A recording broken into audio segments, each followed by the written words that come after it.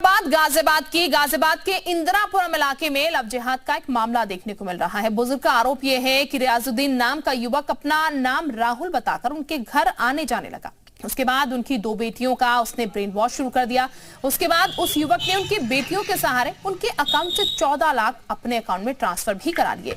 सिर्फ इतना ही नहीं, वो उन दोनों को लेकर एक फ्लैट में रहने लगा। जब उनको इस बात की जानकारी हुई तो उन्होंने युवक के बारे में पता लगाया तो उनके पैरों के नीचे से जमीन खिसक गई।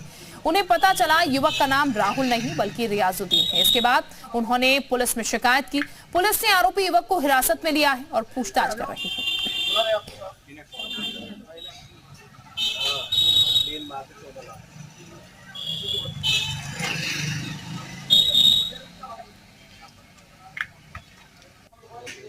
वो युवक पहले अपना नाम राहुल बताया था, बाद में आज उन लोगों को पता चला है कि उस युवक का नाम कुछ और है।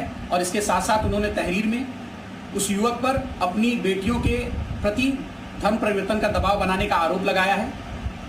प्रथम दृष्टया आरोपी से जब पूछताछ करने पर पाया गया कि आरोपी ने अपना नाम बदलकर बताया था, तत्काल मौके पर आरोपी को हिरासत में लिया गया है तथा आवश्यक वैधानिक कार्रवाई की जा रही है।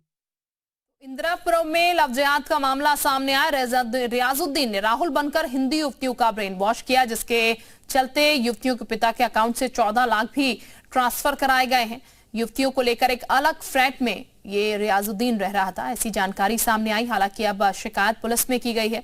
पुलिस मामले को लेकर अब तफ्तीश शुरू कर रही है। इंदिरापुरम का ये इलाका है गाजियाबाद का। पीयूष इस वक्त हमारे साथ ज्यादा जानकारी के साथ जुड़ चुके हैं, उनका हम सीधे रुख करते हैं। पीयूष, ये पूरा माजरा क्या है, अभी तक क्या कार्रवाई हो पाई है इस पूरे मामले को लेकर?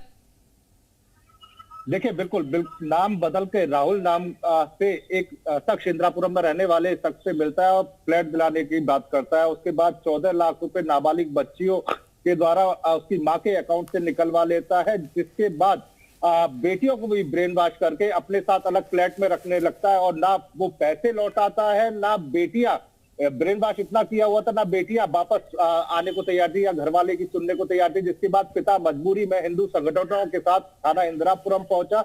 वहां पिता ने पुलिस से शिकायत की, जिसके बाद रात रियाजुद्दीन उस राहुल को पुलिस ने हिरासत में ले लिया और पूछताछ कर रही है कि वास्तव में वो नाम बदल के मिला था। हालांकि प्रथम दृष्टया पुलिस मान रही है कि तहकीकात में उसने बताया है कि वो इस राहुल नाम से ही मिला था। अब पुलिस इसमें वैधानिक कार्रवाई की बात कहती हुई नजर आ रही है। बिल्कुल, यानी कि आगे की कार्रवाई की जाएगी। कितना समय तकरीबन हुआ है लड़कियों को इससे मिले हुए, क्या जानकारी है इसको लेकर? देखिए, पिछले काफी समय से ये परिवार के साथ जुड़ा हुआ था। पहले पिता के संपर्क में आया, उसके बाद बहला फुसलाकर बेटियों को साथ रखने लगा। पिता और परिवार को जानकारी लगभग 1 महीने पहले हुई, जब पिता पैसे लौटाने के लिए जब दबाव बनाने लगा, पुलिस में जाने की बात कहने लगा। पर बेटियों ने जब उसका साथ नहीं दिया तो कहीं ना कहीं पिता को कुछ दाल में काला लगा और फिर सारा माजरा समझ में आ गया कि वो उनको अलग फ्लैट में रखकर लड़कियों का ब्रेन वॉश कर अलग फ्लैट में रह रहा था। और लड़कियां भी उसी के कहने में चल रही थी, पिता की या परिवार की बात नहीं सुन रही थी। कहीं ना कहीं पिता को और परिवार को शक हुआ, जिसके बाद सारा मामला, क्योंकि बच्चियां दोनों नाबालिग थी, सारा मामला पुलिस के पास पहुंचा। पुलिस ने जब तहकीकात शुरू की तो शुरुआती जांच में ही स्पष्ट हो गया कि ये परिवार से नाम बदल कर ही मिला था, जिसके बाद पुलिस ने इसे हिरासत में ले लिया है। ठीक, बहुत शुक्रिया आपका पीयूष जानकारी देने के लिए।